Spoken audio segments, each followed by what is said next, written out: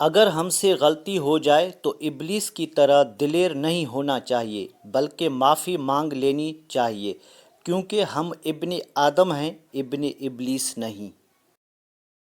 اپنے معاملات سے ہوشیار رہنا اور چوکنا رہنا اور سوچ سمجھ کر کام کرنا سعادت کی کنجی ہے۔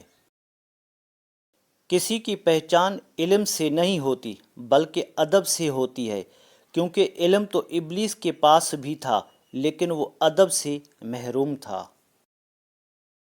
مشرقی ہوا بادلوں کو اوپر سے لے جاتی ہے، شمالی ہوا بادلوں کے ٹکڑے کو یکجا کرتی ہے، جنوبی ہوا بادلوں کو ٹپکنے کے قابل بناتی ہے اور مغربی ہوا قطرات کو بارش میں تبدیل کر کے زمین کو سیراب کرتی ہے۔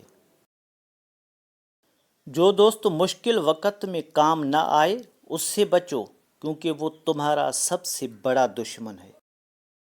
نفس وہ بھوکا کتا ہے جو انسان سے غلط کام کروانے کے لیے اس وقت تک بھونکتا رہتا ہے جب تک وہ غلط کام کروا نہ لے، اور جب انسان وہ کام کر لیتا ہے تو یہ کتا سو جاتا ہے، لیکن سونے سے پہلے ضمیر کو جگا جاتا ہے۔